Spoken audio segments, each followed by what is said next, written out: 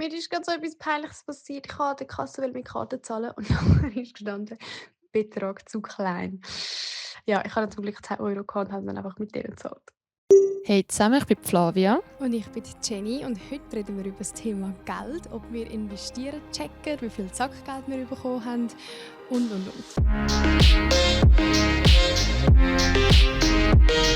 Ist das ein gutes Intro gewesen? Das ist schon gut. Okay. Das kann ich am Schluss machen. Anyway, wir können das 100-mal machen, ich wäre wahrscheinlich nicht zufrieden, aber fangen wir einfach an, I guess. Erzähl mal von deinem Shit. Mein Shit. Ich bin ja jetzt so etwa in der Hälfte ein bisschen drüber von meiner Zeit in Maastricht.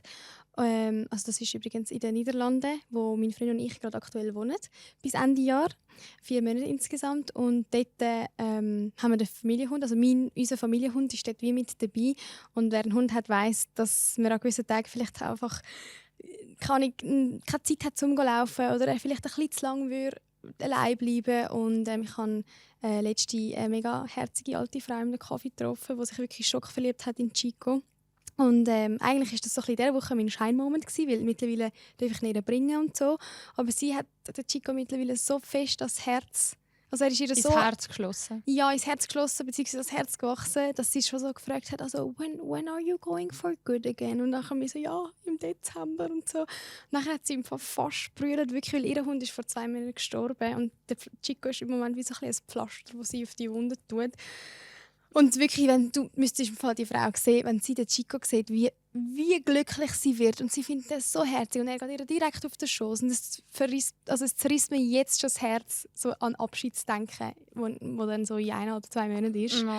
Weil, ja, und ich habe da auch schon ein paar Mal gedacht, so apropos. Das ist ja Jenny ihr Lieblingswort. Ich sage es immer falsch.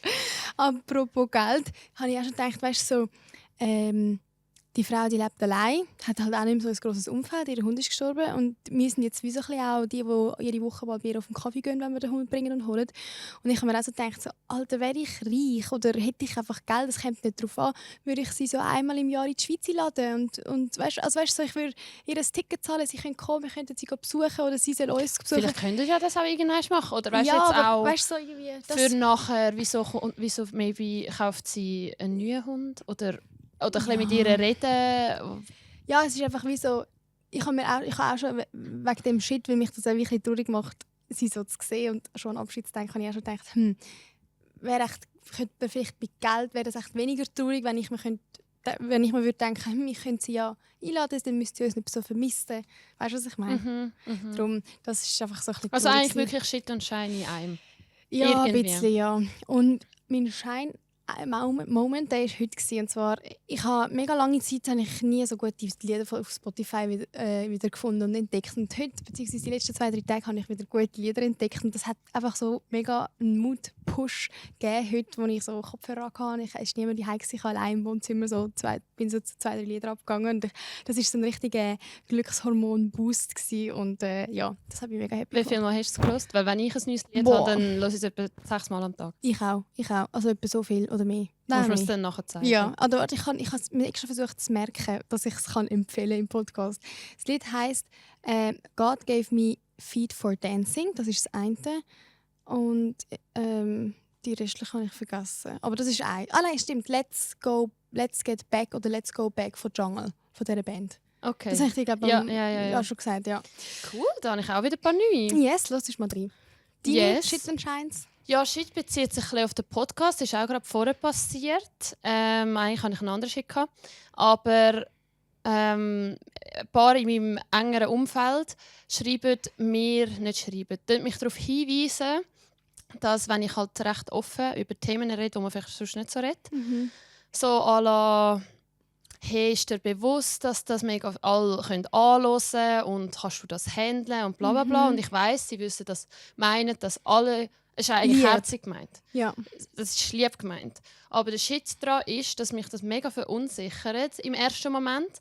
Also zuerst bin ich hässig, weil ich will ja einfach so können reden, wie ich rede. Und ich habe auch das Gefühl, ich werde dann so naiv dargestellt. Aber mir ist schon bewusst, dass ich bin nicht hinter dem Mond geblieben, dass das mega viele Leute hören können. Ja. Wir haben Medien studiert. Also jeder, der Medien konsumiert, sollte eigentlich wissen, was das für einen Einfluss hat und was was man kann anrichten mit Sachen, die man sagt oder was Oder man kann Poster oder was? Wörter vertrüllen, also Aussagen vertrüllen, Ja. keine Ahnung.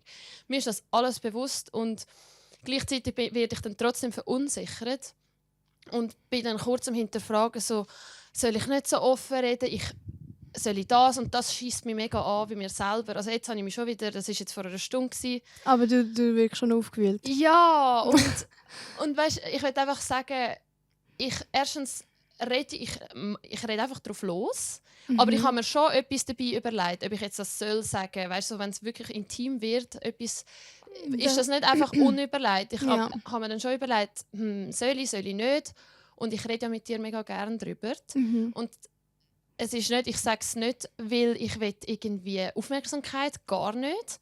Also, du sagst es einfach, weil du bist du und wir reden da offen in dem Voll. Podcast und unser Podcast, das wäre halt auch nicht unser Podcast, wenn wir nicht so würden reden, weil wir sonst auch einfach einmal zusammen reden. Voll. Und ja, einfach... Aber ich kann es verstehen, wir haben ja auch schon darüber geredet. Also mich würde es auch verunsichern, weil irgendwie, also ich an deiner Stelle würde mich wie so fühlen, wie wenn man mir nicht zutraut, dass ich mir bewusst bin. Voll. Und weißt, so die Frage, ja, kannst du das handeln? Ist so, ja, ich weiss nicht. Also, Ich mache es halt auch zum ersten Mal. es hat zu etwas auch schon negative Kommentare gegeben und dann hat es mich zum Wort behindert, jetzt einem Video. Und das hat mich schon kurz aus der Fassung gebracht. Ich bin auch nur ein Mensch. Aber jetzt muss ich sagen, langfristig hat mich jetzt das nicht gekränkt. Aber keine Ahnung, vielleicht kommt schon mal etwas, wo mir weh macht. Aber mit dem muss ich uns wie nicht zufrieden geben. Wir müssen es einfach akzeptieren, dass halt Leute Genau. eine Meinung haben zu dem, was Genau, wir das sagen. wird ja auch immer gesagt. Aber weißt du, Fahrer sind dann vielleicht andere Meinung oder finden das nicht so. Und ich so, ja, soll ich darum die Fresse nicht aufmachen? Sorry, es tut mir leid. Aber es ist wie, Ja. ich weiss, es ist lieb gemeint. Nein, aber ich finde das cool, dass du, was das angeht, so deine Meinung hast und deinen Standpunkt vertrittst. Das ist auch mega cool, weil ich habe sicher auch schon ein paar Sachen gesagt, wo jetzt da im Podcast, wo die einen so vielleicht gesagt haben, ja, das ist heikel. Ich meine, bei der einen Folge hat mir dann ja auch wieder jemand geschrieben, der sich betroffen gefühlt hat von dem, was gesagt wurde in der Freundschaftsfolge. Hat dann auch ein Drama gegeben und ja, ich bin dann auch, denke mir auch so, sage ich die Sachen wirklich so, wie ich sie meine? Und ich meine, manchmal sagen wir ja auch Sachen, wo wir dann so sind, so, ja, so, da weiss ich jetzt halt auch nicht genau, was ich davon soll halten. Oder irgendwie, Meinungen können sich ja auch wieder ändern. Und irgendwie, Voll. ja, aber ich schätze es auf jeden Fall sehr, dass wir so dürfen, so ehrlich zueinander reden. Ja. Und ich werde es auch weiterbehalten und auch die Leute da draussen, die das so lieb meinen. Ja, aber langsam, ich weiss es, ist gut. Aber gehen wir kurz zu meinem Shine-Moment. Ja. Und zwar habe ich letztes Mal einen Glasreiniger gekauft, weil ich unbedingt meinen Spiegel putzen. Das ist noch nicht das Highlight, aber es hat zu tun mit dem. Da habe ich Spiegel geputzt und der Duft vom Glasreiniger hat mich instant gerade an mein Grössi erinnert. Weil ich bin als Kind, habe ich bei ihr, das habe ich voll vergessen, ich habe immer geputzt. Mit einem Glasreiniger ihren Fernsehtisch aus Glas. Da habe ich immer geputzt und alles so. Und dann, wirklich, es hat mich gerade an sie erinnert. Oh, ich liebe das, wenn Düfte dich an etwas erinnern. Manchmal ist es so Sniff. Oh mein Gott. Voll. Und das war herzerwärmend gewesen. Oh, schön. Das ist Genau. doch schön. Ja, Voll. Thema Geld. Money, Wie stehst du money. so zu Geld? Was ist dein Bezug zu Geld? Wie hast du die keine Ahnung, wie sagt man dem? Sozialisiert. Ja, wie bist du sozialisiert worden, was das Thema angeht? Ich hatte kein Sackgeld eigentlich früher. Aber weißt du, wie konnte ich mein Geld verdienen? Die Also ich habe Im Ämtli machen? Nein, das hat es bei uns nicht mal gegeben. Ich musste zum Beispiel 20 Mal einen Ball fangen, da habe ich 5 Stutz bekommen. Was? Ja. Alti, das hätte ich auch gerne Das gemacht. hat, vor allem hat mir das nachher mega geholfen für das Volleyball. Also ich glaube, ich habe recht gute Reaktion durchs Ball fangen im Wohnzimmer. Mein Vater hat mir so fest immer Ball zugerührt und ich habe es immer so gefangen. Eigentlich hätte ich das Handball. Also du bist eigentlich geldorientiert. Hast du Volleyball? Ja, nein. Aber Nein, es ist so dafür und wieder. Oder Ja. auch Slackline.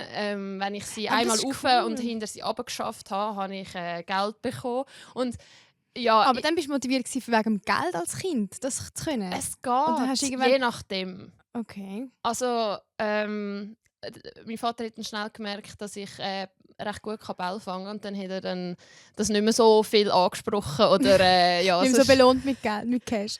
voll. Aber das war eben so bei mir daheim gewesen. Lustig. Wie hast du Sackgeld bekommen? Ja, ich weiss noch, ich habe einen 1 Jahr jüngeren Bruder Mhm. und ich habe immer 5 Stutz mehr Sackgeld bekommen als er. Also das heisst, wenn ich zum Beispiel in der 6. Klasse habe ich glaube 15 Stutz Sackgeld bekommen und er 5 Stutz. Und ja stimmt, das fällt mir jetzt gerade ein. Wir haben immer, wo das Zeugnis gekommen ist, haben wir für jeden, wie war das gewesen? Für jeden Sechser im Zeugnis ein Zehnernötchen und für jeden Fünfer im Zeugnis ein Fünfliber halt. Und so bin ich immer, weißt, so am Ende, also in der Primarschule, am Ende vom Schuljahr mit meinem Zeugnis zu meinen Eltern gegangen und haben so stolz präsentiert und so alle Noten aufgerechnet und so gesagt, also zusammenzählt gibt es im Fall irgendwie keine Ahnung. Und das hat dann gestimmt. Was hast du in Mathe für eine Note gehabt? Schlecht. Also ich bin so schlecht im Kopfrechnen, wirklich, es ist peinlich. Eine kurze Side-Story dazu. Wir haben ja zusammen Kommunikationsforschung studiert und ich bin mal in einem Seminar gehockt. Ein mega cooles Seminar und das war mega interaktiv und so. Und der Dozent hat wie einmal so eine irgendwie ein paar Zahlen genannt und hat dann wie von der Runde wissen, was so dann der ungefähre Range ist. Und es war keine schwierige Rechnungsaufgabe. Er hat ja auch nicht nach dem exakten Resultat gefragt, aber wie so nach einer Range. Und oh mein Gott, ich habe wirklich so weggeschaut. Gefühlt habe ich mich versteckt, ich kann nicht wieder dran kommen. Du bist dran gekommen? Ja, wer nimmt dran? Mich. Und dann sage ich, erstens, das Ding ist eben, wenn so eine Rechnungsaufgabe kommt, ich fange nicht wie normale Menschen an rechnen, sondern ich fange an zu denken, mein Hirn it goes blank. Also wirklich, ich denke mir so, bitte nimm mich nicht dran. Ich fange nicht mal an rechnen, ich weiss auch nicht, was man rechnen soll. Und dann hat er mich dran genommen und habe ich irgendetwas gesagt, das halt wie so ein bisschen um den heißen Brei war. Und dann hat er gesagt, darum studiert sie nicht an der ETH.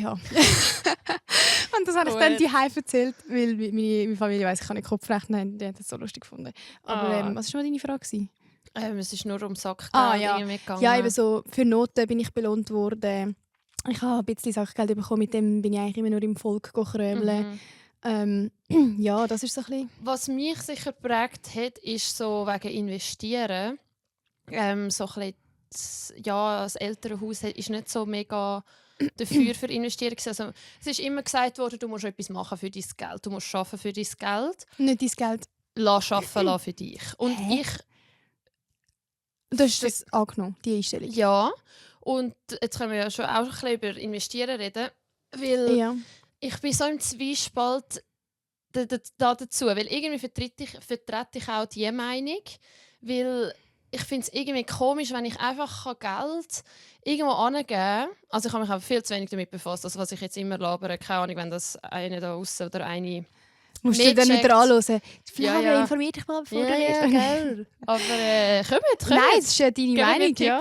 Aber nein, also einerseits denke ich mir so, ja, ich finde das komisch, wenn ich einfach Geld irgendwo angeben kann und nachher komme ich einfach mehr zurück für nichts, was ich gemacht habe. Vor allem halt Reiche, wo so wirst ja immer, desto mehr Geld du hast, desto mehr kannst du investieren, desto mehr Gewinn machst. Das ist ja soziale Ungleichheitsspirale. Andererseits weiss ich, also ich bin jetzt eine Kapitalismushasserin oder weiss ich was, aber es funktioniert, so ist ja voll easy an Geld zu kommen. Was sollte das Geld auf meinem Konto verrotten? Gescheiter tue ich das arbeiten und ich komme zurück über. Ja. Ich verstehe beides. Aber ich bin wie manchmal, für mich gibt es schwarz oder weiß. Es gibt wie, entweder bin ich für das oder gegen das und das ist immer wieder in meinem Leben manchmal so ein bisschen... Switch ist mal die Meinung. Ja, aber wenn du jetzt doch einmal dann mal ein Depot aufmachst und einmal investierst, dann kannst du ja nicht die ganze Zeit deine Meinung ändern. Also doch, du kannst schon investieren und dann, wenn du findest, das ist ein Scheiß, alles wieder verkaufen und dann hast du wieder nichts mehr investiert. Das kannst du eigentlich schon machen, aber ich bin eigentlich schon pro investieren, weil ich finde, ich habe so ein bisschen genau die Einstellung, die findet, also es ist jetzt so, als wäre ich reich und hätte keine Ahnung, wie viel Geld investiert. Ich habe irgendwie so 2'000–3'000 Stutz investiert, was jetzt wirklich nicht viel ist. Aber ich habe das mehr gemacht, weil mir ist mega wichtig, dass ich daraus komme. Also weißt, ich will, im Moment brauche ich halt noch Hilfe, um meine Steuererklärung auszufüllen. Also jetzt zum Beispiel von meinem Freund oder von Leuten, die daraus kommen. Aber mein Ziel ist eigentlich schon, dass ich irgendwann mal selber machen kann. Aber mehr, weil ich meine Finanzen will checken und will daraus kommen.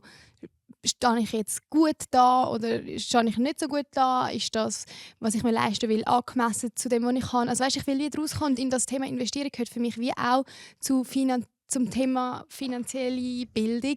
Und mir ist das mega wichtig und darum habe ich die 2'000–3'000 Stutz, die nicht viel sind, bisschen investiert, aber mehr, weil es mir darum gegangen ist, ich will das mal ausprobieren. So, wie mache ich das, wenn ich die App ablade und wo geht das, wo muss ich jetzt das Dokument für die Steuern dann abladen? Mehr so Sachen, weißt? Aber das ist, ich weiss noch, wir haben mal darüber geredet und dann habe ich mal gesehen, du hast gezeigt, was für Firmen du investiert hast. Genau. Und dann ist eine Firma darunter, ich sage jetzt den Namen nicht, aber ich glaube, die tun WCs herstellen. Aber auf jeden Fall habe ich dann jetzt da gedacht, so... Also die machen übrigens nicht nur WC, sondern Ja. die sind allgemein gross im Wasser. Aber da bin ich so... Ich will doch... Am liebsten würde ich für etwas investieren, wo gerade... Keine Ahnung, ein Start-up... Aber ja, das... Also, ja, ich weiss, ich kann das. Aber so Ja. viel dann für Firmen einfach so investieren... Und ja, dann läuft es halt gut und du musst nichts machen. Aber ich bin dann so, hey, ich weiß gar nicht, was macht die Firma? Die macht sicher auch irgendetwas Scheiße. Ich sage nicht. ja, also ja, das ist eben das, was ich meine. So, du kannst blind und investieren und dass es dir mega egal ist. So von wegen, keine Ahnung, du nimmst einfach die grössten 10 Firmen der Welt und investierst in die. Ja, und fragst dich vielleicht nicht, wie nachhaltig und wie gut das ist. Aber genau das ist nicht meine Meinung, sondern ich habe auch in Fonds zum Beispiel investiert, die irgendwie, weiß auch nicht, Green Energy halt irgendwie unterstützen. Aber oder wieso so. hast du jetzt zum Beispiel in Geberit investiert?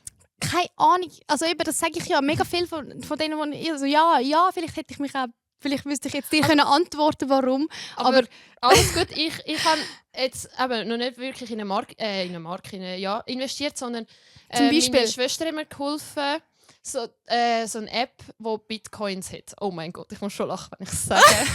Und jetzt habe ich habe so, glaube 600 Stutz investiert. Und jetzt also in gehe ich- Bitcoins? Ja. Okay.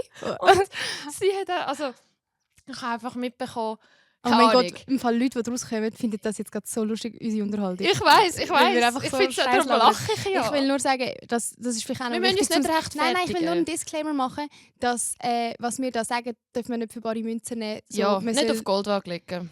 Also wenn ihr Gold habt. Genau, ich meine Nice. nur, wir sind beide keine... Sorry.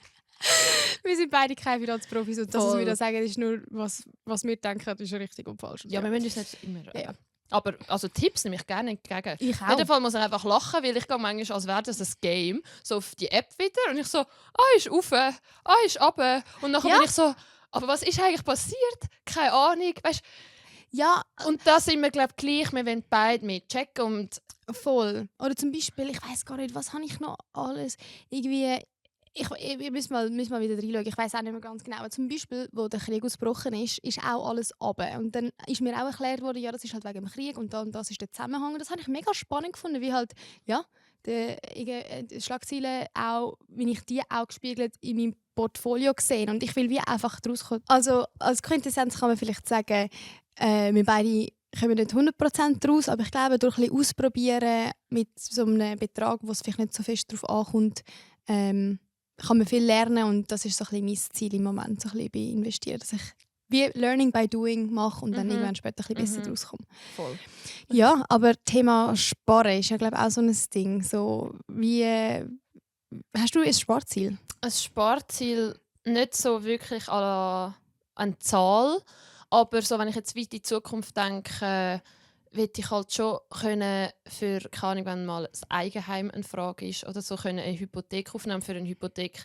Ja, weiss ich Bescheid, nein, Spaß. Aber ich weiss einfach, dass du einen gewissen Betrag als Ja. Selbstbehalt musst haben. Genau. Ja, das stimmt schon. Und so Sachen, also ein bisschen, ich denke schon sehr weit, aber so für das nächste Jahr und so habe ich gar kein so weit Sparziel. denke ich nicht. Wir sind eben da, glaube ich, umgekehrt. Also ich denke so kurzfristig. Also weißt du, ich denke mir so, ja, der Betrag wäre schön Ende Jahr dort steht haben, aber nicht, ich denke jetzt noch nicht an den Selbstbehaltsbetrag vom Ich weiss einfach, ich kann momentan nicht sparen, weil ich das Volontariat mache, also quasi das Praktikum, wo du nicht viel verdienst.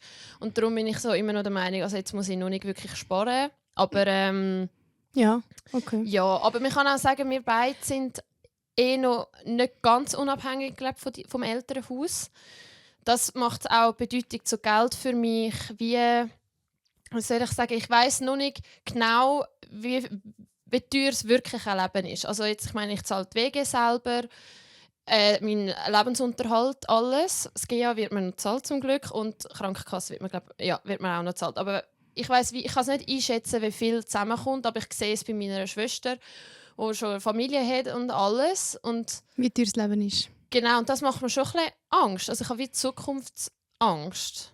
Wegen dem bisschen. Ja, ist verständlich. Ja, ich glaube, das Thema Sparen ist schon auch etwas, was unsere Generation auch in dem Sinn ein bisschen bewegt, weil es einfach dazugehört, so in dem Alter vielleicht auch ein bisschen ansparen, weil man ist noch halt unabhängig und allein, noch keine Familie und startet die Karriere und hat vielleicht ein bisschen mehr Geld, das man dann auch ein bisschen auf die Seite tun kann.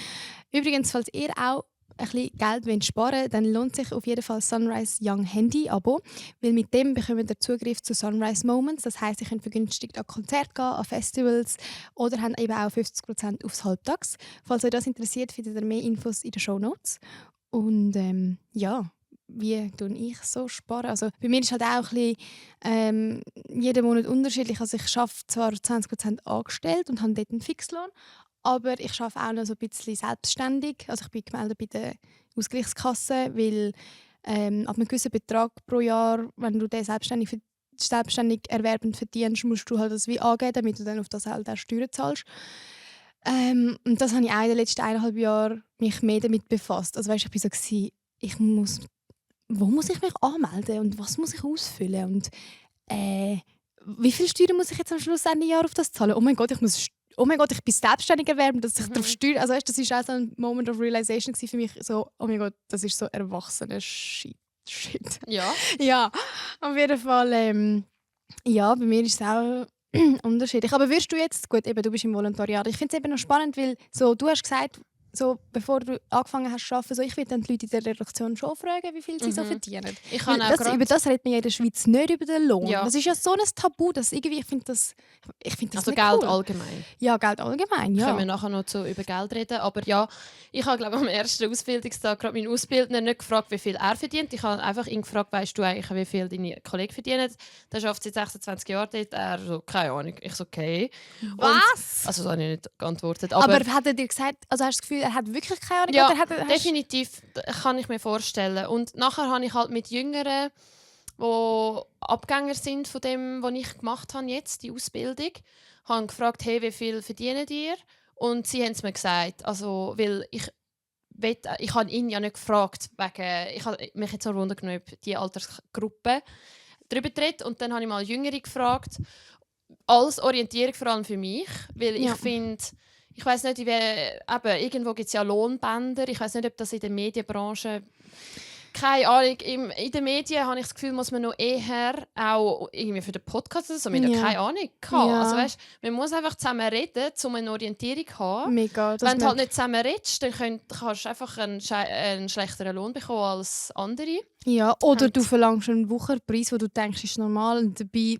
Ja, also das ist schon mega wichtig. Ist auch unangenehm, ja. Also ja, ich habe das mega gemerkt, so, als ich angefangen habe, also ich mache ja so ein bisschen Content Creation und am Anfang habe ich irgendwie für ein paar 100 Stutz ein Video gemacht und ich war so, oh mein Gott, so jemand zahlt mir Geld für das zuerst mal und ich war so, 300 Stutz ist ja hure viel. Und mittlerweile ist der Betrag viel höher und ich bin immer noch am herausfinden, ob ich eigentlich da noch etwas rausholen kann oder ob ich immer noch aber hast du mal bezahlt wird. Also gefragt, auch Content ja Creatorinnen sicher, so. aber das ist halt auch nicht so einfach, weil eben, das ist ja eben das Tabu. So, andere sagen auch nicht, wie viel die und die Collaboration ihnen eingebracht hat und weiß auch nicht. Und ich habe das einfach auch ein bisschen schwierig gefunden und irgendwann findest du dann vielleicht so ein bisschen Vertrauenspersonen, weißt, bei der du dann vielleicht auch ein bisschen helfen kannst, weil du andere Erfahrungen hast oder so. Und ich finde den Austausch mega wichtig, weil es ist ein bisschen ein Herausfinden, ein Antasten, ein Verhandeln auch. Und zum Beispiel, habe auch schon mitbekommen, wie andere Kollegen von mir gefragt haben, so, weißt du, wie viel Jenny mit so einem Video macht? Und dann denke ich mir so, also wenn es dich so interessiert, man kann mich auch fragen. Da sind wir gerade über Geld reden. Also wir haben auch mal also in die Situation kannst du dich auch noch erinnern, wo wir in einer Freundesgruppe gehockt sind und da haben wir ein bisschen darüber geredet, dass man ja gar nicht so redet, wie viel Geld wir haben. Und dann haben wir so gesagt, so. Also das Ding war so, wir haben nicht gewusst, wie viel man eigentlich so in unserem Alter hat. Ja, also ich weiss dass das unterschiedlich ist. Also ja, sicher ist das unterschiedlich, aber so, irgendwie hat es uns Wunder genommen. Ja, aber wir haben so um den heißen Brei geredet und dann haben wir mal gesagt, so, also. Und wir haben auch, fast alle haben es gesagt und bei einer Person hast du gemerkt, es redet so rundum und also ja, ich muss ja... Also die Eltern haben noch ein Konto, aber es ist noch bei den Eltern, aber es ist eigentlich meins, aber eigentlich... Ja, und dann habe ich gemerkt, so, weißt, also ich muss ja auch nicht jemanden zwingen, mir das zu sagen, aber dann habe ich so gemerkt, okay, sie... Sagt es halt nicht. Ja, ist auch easy, Aber ja, aber dort haben wir schon voreinander mega die Hosen runtergelassen und wirklich in Zahlen geredet. Und mich hat das beruhigt, beziehungsweise es hat mir so ein gutes Gefühl gegeben. Ja, und ich weiss auch, also von Freundinnen, die ich bin reisen, weiss ich zum Beispiel auch, habe ich bewusst gefragt, weil ich irgendwie eine Orientierung Also was hast du haben. gefragt? Ja, wie viel Geld sie haben. Aha. Also es war vielleicht auch das Thema, wie viel ist man bereit zum Ausgeben. Das heisst nicht gleich, man kann auch viel Geld auf dem Konto haben und wenig ausgeben oder umgekehrt. Ja. Aber das hat dann wie ein Thema aufgemacht. Darum habe ich eigentlich... So wie viel ihr wollt ausgeben für die Reise? Ja, als wir zusammen auf Mallorca sind, haben wir uns das Budget ja auch gesagt, hey, das finde ich auch voll fair. Man muss auch nicht wirklich sagen, was man auf dem Konto hat schlussendlich, aber wenn man zusammen etwas unternimmt, finde ich schon, braucht man eine Orientierung, was der andere für... was der andere für viel empfindet und, genau. oder nicht. Und da sind wir schon beim nächsten Thema. Oh mein Gott. Ja. So ein bisschen Geld empfinden. So ja. Geld empfinden, weil... Also, ich glaube nicht, dass wir das... Wenig aus. Ich glaube nicht, dass wir das unterschiedliches Geldempfinden haben. Weißt du? Also, ich habe das Gefühl, für dich sind 100 Stutz auch so viel, wie für mich 100 Stutz sind. Weißt, es ist nicht so anders, aber... Je nach Kontext. Ja, klar, aber so... Wirklich? Ja, voll, je nach Kontext. Aber ich habe das Gefühl, so, wir geben nicht unbedingt für die gleichen Sachen viel Geld aus. Nein. Soll ich ein Beispiel sagen? Ja. Aber, also, ich habe im Sommer irgendwie 2 Bikinis gekauft, 140 Stutz. Jenny hat es hinten rausgerührt. Sie so, oh, was? Oh mein Gott. Nach einer Woche später sagt mir Jenny, das kann ich ja sagen, oder? Helikopterflug. Jenny hat mit ihrer Kollegin, die eine Pilotinausbildung macht, dürfen mitfliegen, aber sie hat halt im Heli 1 Stunde Heli fliegen. 250 Stutz. Ja, aber meine beste Freundin ist geflogen. Alles gut, man muss sich nicht rechtfertigen. Das ist einfach, da sieht man so ein bisschen... Du hast 2 Stofffetzen gekauft für 140 Ja, aber die habe ich jetzt 5-6 Jahre hoffentlich. Und ja, du hast das Erlebnis auch für immer. Ich weiss. Es ist wie, es zeigt, so, dort hat es uns beide, dort haben wir es nicht voneinander verstanden. Ja, ich gebe einfach mega gerne Geld aus für Erlebnis. Also weißt du, so... Erst recht, wenn es irgendwie mit Adrenalin oder sonst Spass und so bin ich gleich ist. wie mit dem Reisen. Oder jetzt auch, wo der Preis für mich höher kann sein, ist bei der Matratze. Ja. Das ist jetzt, also, sie ist also dort habe ich wirklich geschaut. Ich schaue Matratzen sind aber auch nicht teuer. überall wegen Nachhaltigkeit, aber dort ist mir irgendwie wichtig, weil ich jetzt hoffentlich 15 Jahre auf dieser schlafe und wirklich nöch bin mit dieser Matratze, dass die auch nachhaltig ist und in der Schweiz produziert. Und ich hatte eben mal ein Kartonbett. Das Kartonbett... Das Gegenteil. wirklich, du sagst, ich gebe Geld aus für einen guten Schlaf. Das ist ein Kartonbett. Mein Bett kann ich mit Gestell und Matratze hat 900 Stutz gekostet. 800 davon die Matratze. Und es war so eine Gummikautschuk, Nachhaltigkeit, blabla Matratze gewesen. Und das Bettgestell war wirklich Karton. Also du hast das Bett können nachher einfach im Altpapier. Ich glaube, das haben viele Studentinnen, weil das auch easy ist zum Voll. Zügeln. Und ich war wie so, ich weiss jetzt nicht, wie lange ich noch daheim wohne, vielleicht 2-3 Jahre. Ich kaufe doch nicht ein 3'000, 4'000, 5'000 frankiges Bett für vielleicht 2-3 Jahre. Und dann habe ich gedacht, komm, ich nehme einfach das Kartonbett. Und das ist eigentlich so ziemlich das Gegenteil. Und sonst weiss ich nicht, wo man den Preis... Findest du denn, Qualität ist dir wichtig? Aber das ist so individuell. Jetzt bei so Sachen, wo ich weiss, dass ich ein Bett will ich lang habe. Zum Beispiel, ich habe was habe ich mal teures gekauft? Ich habe zum Beispiel einen Mantel. Deine Haarprodukte sind immer teuer, beispielsweise. Das stimmt. Und ich habe jetzt auch leider auch angefangen. Ich habe so eine vegane Haarmarke. Ja, letztes Mal beim Coiffeur hat sie mir das vorgestellt und es schmeckt eben mega fein, es ist vegan. Und da habe ich mir auch so eingeredet, ja, es ist vegan, nachhaltig, super, ich gebe jetzt trotzdem das Geld aus. Ja, eben, keine Ahnung. Ich habe das Gefühl, einfach Sachen, wo mir Spaß. Oder was denkst du, was hat die Kette gekostet? Findest du sie überhaupt schön? Gefällt sie dir? Ja, ich habe dir letztes Mal ein Kompliment gemacht. Was denkst du, was habe ich für die ausgegeben? Weil ich gebe eben nicht oft Geld aus für Gut, Kleider. ich sage dem Fall, es ist mir, ich sage, es ist 40 Franken. 40? Ja. Es ist 130. Was? Ja. Ich habe gedacht, also das ist auch wirklich so ein spontan Insta-Kauf gewesen, sage ich ehrlich. Aber nice. Ich habe es bei einer Influencer gesagt, ich habe es gerade gekauft. Und eigentlich, ich bin dann, und der Luca also, du hast die hat 130 Stutz gekostet, das ist eigentlich auch hure viel. Also ich kaufe mir eigentlich nicht Ketten für 130 Stutz. Aber ist es zum Beispiel auch, weil sie populär ist gerade? Also, weißt du, was also ist? ja, ich glaube, Weil ich habe so das Ding, die Adidas Sambas da, oder? Ich will zum Beispiel Meinst du die mit dem Leo-Muster? Nein, Ich finde die bin so nicht- toll, ja, aber du die hast sind auch irgendwie Leo. 350 Stutz. Das Schuhe für 350 Nein, es ist Stutz. mir für ich weiss, dass ich genug Schuhe habe daheim und darum habe ich mich bis jetzt immer davon abgehalten. abgehalten, ferngehalten und darum werde ich das Aber eigentlich hättest du gerne Sambas. ja mega gerne. Ich hätte glaube 5 Paar gerne mit verschiedenen Farbkombis. Ja, ich bin eben schon ein bisschen influenzbar. Also weißt du, ich habe mir auch schon zum Beispiel irgendwie einen Lipgloss für 30 Stutz gekauft. Sorry, wie dumm ist das? Ja, Aber ja, ich glaube, es ist okay, wenn man ab und zu mal auch merkt, dass man vielleicht etwas Unnötiges gekauft hat, weil ich mache das zum Beispiel dann nicht mehr. Ich habe das einmal gemacht, einen Lipgloss für 30 Stutz gekauft, habe gemerkt, ja, so viel Happiness gibt mir das jetzt auch nicht, dann mache ich es wie nicht mehr. Ich glaube, manchmal ist es auch okay, wenn man so Moments of Realization hat irgendwie. Du hast noch ein paar Girl-Math-Sachen, habe ich gemeint. Ja. Vielleicht musst du schnell erklären, was das ist. Also zuerst mal, der Begriff Girl Math ist irgendwie, glaube so auf Social Media aufgekommen, ein Trend geworden, weil irgendwie Frauen oder vor allem Frauen erklärt haben, wie eben so ein bisschen sie mit Geld umgehen und was in ihrem Sinn vielleicht manchmal einmal gratis erscheint, gemäss eben Girl Math. Also man tut Theory. wie so ausrechnen, wieso jetzt das, was man gekauft hat, trotzdem wieder Genau. eigentlich nichts gekostet hat. Genau. Und erstens mal, ich würde dazu sagen, ich finde den Begriff doof. Also, Weil es Girl ist. ja, weil es bestätigt so ein bisschen den Ja. Stereotyp, dass Aber irgendwie Frauen nicht finde- mit Geld umgehen können und das Schon. Ja, sicher schon. Weil eigentlich, ich meine, das Girl Math, es ist lustig, es ist funny, es ist entertaining. Ich schaue mir die Videos auch alle an und denke so, ja, oh mein Gott, ich mache das auch. Aber ich habe das Gefühl, das Aber- machen auch eher Frauen. ja, schon, aber es ist Die wie so... Gedanken. Eigentlich macht es ja keinen Sinn. Ja, ich weiß. Also zum Beispiel, machen wir mal ein Beispiel. Wenn ich verkaufe meine Sachen auf Ricardo, Mhm. 2, 3 Sachen, und wenn ich mir mit dem Geld dann ein neues Kleidungsstück kaufe, ist das ja dann gratis gewesen. Ja. ja. Ja, aber eigentlich, ich muss ja immer mich selber lachen, weil das macht für mich Sinn, die Girl-Math-Ding, aber irgendwie... Ja. Es ist ja trotzdem, es ist ja verdientes Geld gewesen und ausgegebenes Geld. Bei mir ist es eher, ist das Girl Math, was ich jetzt überlegt habe. Wenn ich bin lasern und dann habe ich mir überlegt, also wenn ich jetzt für den Rasierer und die teuren Rasierköpfe für Geld ausgebe, dann wäre es so viel. Darum kommt das günstiger raus, lasern. Auf die langfristig. Das ist nicht Girl Math, gell? Ja doch, das ist einfach sparen.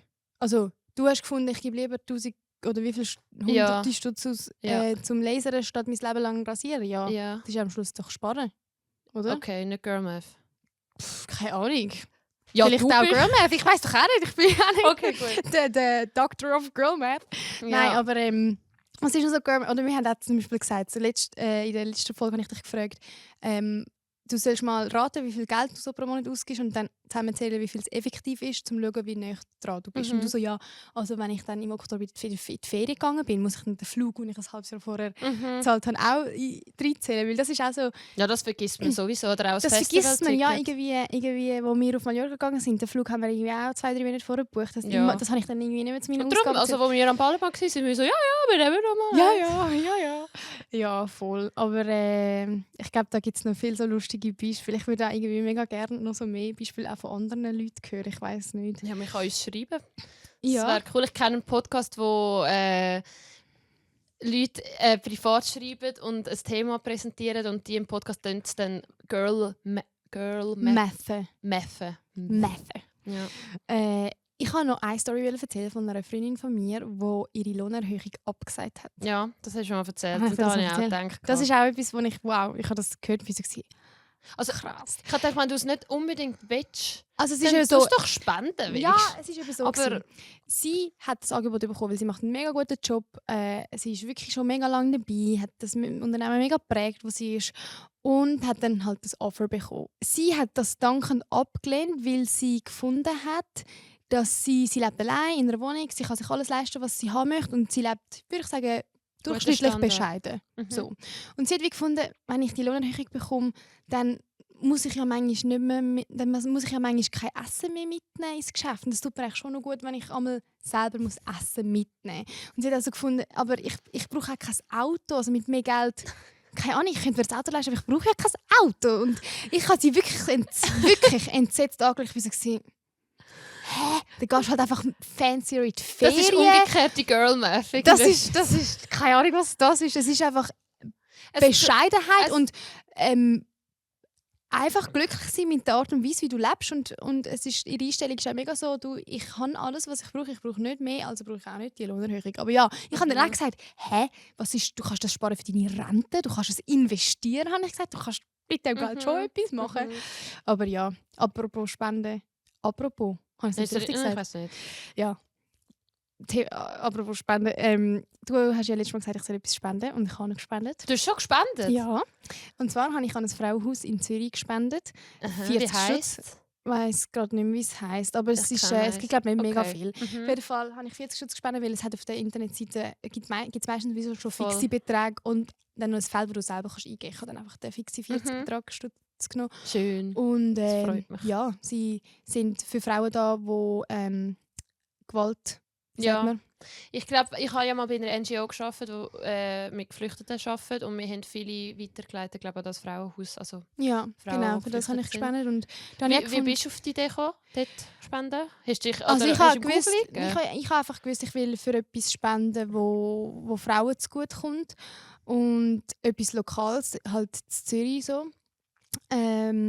Ja, und dann dann hast du bin ich eingegeben relativ schnell Google? ich habe das einfach schnell Weißt du, nur für gegoogelt. Leute, wenn auch mal Leute Also ich habe das spenden? gegoogelt, habe in dem Sinne die Webseite angeschaut, mir das durchgelesen, habe das wie alles mega glaubwürdig und vertrauenswürdig gefunden und gedacht, komm, das ist ein guter Zweck. Und ich habe dann auch so überlegt, 40 Stutz, das ist für mich ein Nachtessen mit einer Kollegin und da habe ich gefunden, schau, das tut mir wie nicht weh, wenn ich das vielleicht jetzt einmal muss verzichten muss. Weißt du, das tut mir nicht weh und dafür mache ich etwas Gutes. Und eigentlich könnte ich das eigentlich wie jeden Monat machen, für etwas spenden, aber man hat sie wie so nicht so auf dem Schirm. Ausser eben, es gibt mal so virale Donations auf Instagram viral. Das gibt es ja manchmal auch. Ich habe auch schon über Insta gespendet. Ja, ich musste dort bei der NGO Spendenaufrufe machen, aber es ist schon noch schwierig, an die Leute zu kommen. Ja. Und ja, Glaubwürdigkeit und alles. Aber ja. ich finde, mit dieser schönen Story von Spenden können wir eigentlich so ein bisschen das Ding abschliessen und zu der Bucketlist kommen. Ja, das ist doch gut. Ich fange schon an. Ja. Du hast letztes Mal erzählt, also letztes Mal, nein, schon länger her, am Bigger Chur.